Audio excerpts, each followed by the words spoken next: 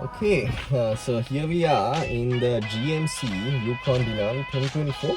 Yep, the CEO version no less, with the special VIP interior that we showed you, that we discussed with Rob, the two-seat, special rear quarters where, you're just basically in your own cocoon kind of thing. But now we are up front because we must show you what Auto Group does best, what they've been doing for 3 decades, and that is converting vehicles from left-hand drive to right-hand drive. So right now Mahen is in the right-hand seat, and he's behind the wheel in a GMC. I know, first time Ashrak seeing a GMC in person and also being in one, also again another first. So a big thank you to Rob and the team for letting us do this today, and hats off to the team for doing this amazing work for the past 21 years in Sri Lanka and for 3 decades overall as a company. If you look at the craftsmanship, Ashrak, I mean, moving all this from a left-hand drive to a right-hand drive setup, I mean, it's not easy. All these components need to get to the right places, and it's not that straightforward.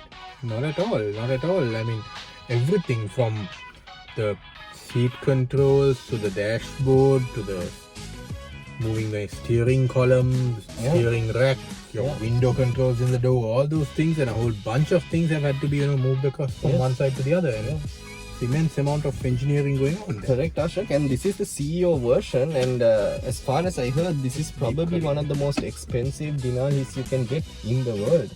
Yes, for sure, it definitely has to be, given what's in the back that we showed you. I mean, just to quickly recap, you've got 2 power adjustable reclining seats, you've got refrigerators for your beverages, you've got a massive Google enabled LCD screen that stretches from here to here, so you can watch whatever you want in the back. It's completely separated from the drivers, from the front where we are basically, so we wouldn't know what's happening in the back at all. You might hear a few things, but I don't think even that. They might have given it quite a bit of soundproofing, given that state secrets might very well be discussed in there. Exactly. Or controversial things. Yeah.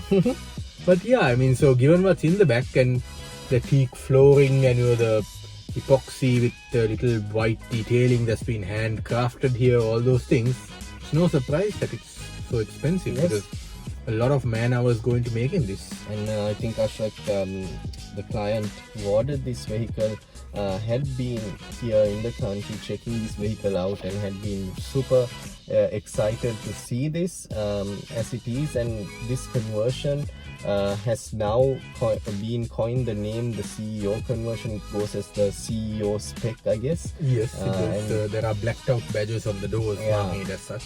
And what I heard was, Ashok, now this panel holds an LCD screen or an LED screen, and then it can also come down, but you can only operate it from the rear end.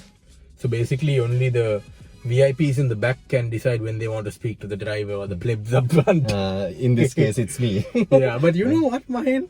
I don't mind sitting in this part of the vehicle. Man, I don't either. I mean, I will be happy to be a driver for a day or even for a year. Yeah, to be a driver. I mean, you've got a 6.2 litre V8 to enjoy there, Mahen. Man, tell me about it. And you've got dual zone climate control, heated and ventilated front seats, power adjustable front seats, full infotainment system, cruise control, and the whole bunch of safety equipment, Nice. So in that token, the front seat is not a bad place to be. It actually doesn't feel like a huge imposing vehicle in here. It feels like, a normal compact sedan, I would say, in terms of how I feel because of the steering wheel. I think the only indicator of how wide it is, Mahen, is the fact that I'm resting my arm on the armrest, you're resting your arm on the armrest, and there's about 6 inches of space between our elbows still, after all that. So that is true. I think the only indicator of how wide this vehicle is in the width of the center console. I wouldn't say it's a compact sedan, to be honest, Ashok. I mean, I mention that fact because if I look at the steering wheel, and if I get out of this car and look at how big it is, I'll be really surprised. Yeah, that steering wheel is quite compact, quite sporty. Yeah. And it's got all the controls you need on it too. I mean, you've got cruise control there, you've got the speed limiter, you've got your media functions, voice recognition.